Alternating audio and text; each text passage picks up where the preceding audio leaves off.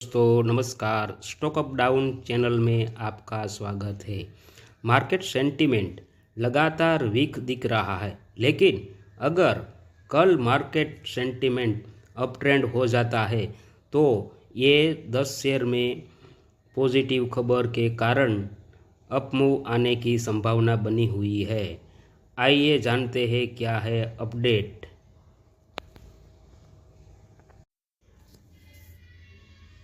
पहला update, BEML limited. सरकारी company बीईएम limited ने शनिवार को जानकारी दी है कि कंपनी को इंडियन रेलवे से 80 करोड़ रुपए का ऑर्डर मिला है। कंपनी ने एक्सचेंज को दी जानकारी में कहा कि उसे इंडियन रेलवे से यूटिलिटी ट्रैक व्हीकल्स की सप्लाई के लिए 80 करोड़ रुपए से अधिक का कॉन्ट्रैक्ट मिला है। कंपनी का शेयर शुक्रवार को कंपनी का शेयर 0.42% की तेज़ी के साथ 3,855 पर बंद हुआ। पिछले एक साल में कंपनी के शेयर में 1.49% की तेज़ी देखने को मिली है। इस पॉजिटिव खबर के कारण कल अपमूव दिख सकता है। टोरेंट पावर कंपनी ने शनिवार को जानकारी दी है कि कंपनी को एक बड़ा प्रोजेक्ट मिला है जिसकी लागत करीब 22,000 करोड़ रुपए है। एक्सचेंज को दी जानकारी में कंपनी ने कहा कि उसको Madhya Pradesh power management company limited MPPMCL से 1600 मेगावाट के नए कोयला बेस्ड पावर प्लांट के डेवलपमेंट और उससे जनरेट पावर सप्लाई के लिए लेटर ऑफ अवॉर्ड LOA प्राप्त हुआ है। यह लेटर ऑफ अवॉर्ड MPPMCL द्वारा आयोजित कम्पिटिटिव बिडिंग प्रोसेस के बाद मिला है, जिसमें टैरिफ 5,829 रुपये प्रति यूनिट तय किया गया है।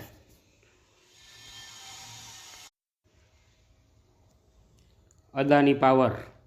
अदानी ग्रुप की बड़ी कंपनी अदानी पावर ने शनिवार को एक्सचेंज को जानकारी दी है कि कंपनी ने 800 मेगावाट थर्मल पावर प्रोजेक्ट के लिए लेटर ऑफ अवॉर्ड LOA प्राप्त हुआ है।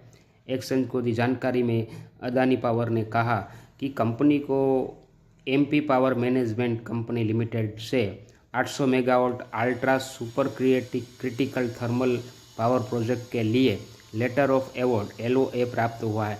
यह प्रोजेक्ट मध्य प्रदेश के अनूपपुर ज़िले में स्थापित किया जाएगा।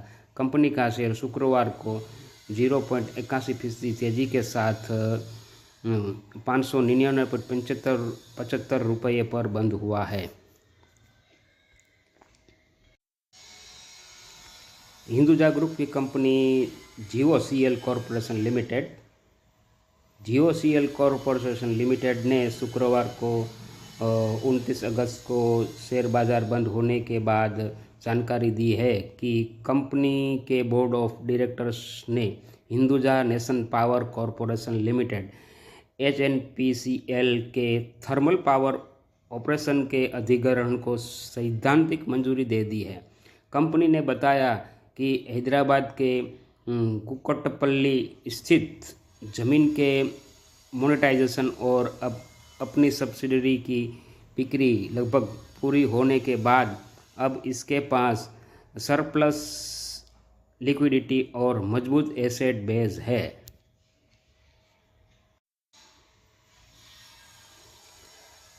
RBL बैंक बोर्ड ने अगली एनुअल जनरल मीटिंग AGM में शेयर होल्डर्स की मंजूरी लेने के प्रस्ताव को मंजूरी दे दी है, ताकि इक्विटी और डेट इंस्ट्रूमेंट के जरिए से फंड जुटाया जा सके। RBL बैंक के बोर्ड ने इक्विटी डेट रूट से 6,500 करोड़ 6,500 करोड़ रुपए तक जुटाने के प्रस्ताव को मंजूरी दी है। बोर्ड ने क्वालिफाइड इंस्टीट्यूशनल प्लेसमेंट QIP के जरिए एक या अधिक किस्तों में इक्विटी शेयर जारी करके 3,500 करोड़ रुपए तक जुटाने की अनुमति दी है। एच जी इंफ्रा इंजीनियरिंग ने कंपनी ने एक्सचेंज को जानकारी दी है कि कंपनी ने प्राइवेट प्लेसमेंट के आधार पर non convertible debt securities NCDCs का अलॉटमेंट किया है। इस अलॉटमेंट की कुल राशि 400 करोड़ रुपए है, यानी कंपनी NCDs के जरिए 400 करोड़ रुपए जुटाएगी। कंपनी का कहना है कि यह कदम फंड जुटाने और कारोबारी ज़रूरतों को पूरा करने के उद्देश्य से उठाया गया है। BHEL भेल भारत हेवी इलेक्ट्रिकल्स लिमिटेड ने defence metallurgical research laboratory DMRL Hyderabad, जो कि रक्षा अनुसंधान एवं विकास संगठन DRDO की एक यूनिट है, के साथ टेक्नोलॉजी ट्रांसफ़र LATOT के लिए लाइसेंस एग्रीमेंट किया है। यह agreement fused silica radar domes के निर्माण को कवर करता है, जो कोल्ड आइसोस्टैटिक प्रोसेसिंग और सिंटरिंग रूट के माध्यम से बनाए जाते हैं। कंपनी का शेयर शुक्रवार को 0.0048% की गिरावट के साथ 208.50 रुपये पर बंद हुआ है। PG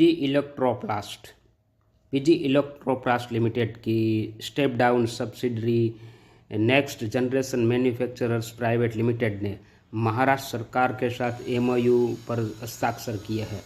इसके तहत अहिल्यानगर कमरगांव में 1000 करोड़ रुपए का ग्रीनफील्ड कंज्यूमर्स इलेक्ट्रॉनिक्स फैसिलिटीज स्थापित की जाएगी। इस प्रोजेक्ट राज्य की मैग्नेटिक महाराष्ट्र पहल का हिस्सा है और इसमें air conditioner, washing machine, refrigerator और अन्य संबद्ध प्रोडक्ट के लिए इंटीग्रेटेड मैन्युफैक्चरिंग क्षमताएं विकसित की जाएगी।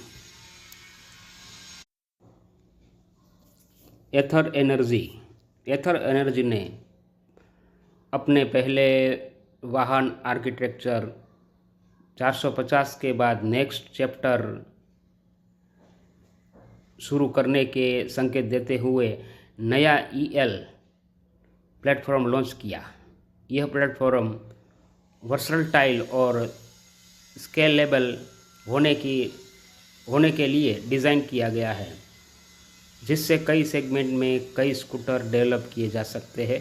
साथ ही लागत और असेंबली समय में भी कमी आती है। कंपनी का शेयर शुक्रवार को 4.35% की तेजी के साथ 448.90 रुपये पर बंद हुआ है। Oil company IOC, Indian oil corporation, देश की सबसे बड़ी तेल रिफाइनरी और fuel retailer Indian oil corporation IOC ने आने वाले 5 साल में अब तक की सबसे बड़ी विस्तार योजना का ऐलान किया है। चेयरमैन अरविंदर सिंह सहानी ने शनिवार को शेयरधारकों को बताया कि कंपनी ट्रेडिशनल ऑयल ऑपरेशन को मजबूत करने के साथ साथ पेट्रोकेमिकल्स, नेचुरल गैस और रिन्यूएबल एनर्जी में तेज़ी से निवेश करेगी। इसके लिए IOC 1.66 लाख करोड़ रुपए खर्च करेगी। कंपनी का कहना है कि यह अपने रिफाइनरिंग बिजनेस को अपग्रेड करना चाहती है। कंपनी अपनी क्रूड ऑयल रिफाइनरिंग क्षमता 80.75 मिलियन टन प्रति वर्ष से बढ़ाकर 2028 तक 98.4 मिलियन टन कर देगी।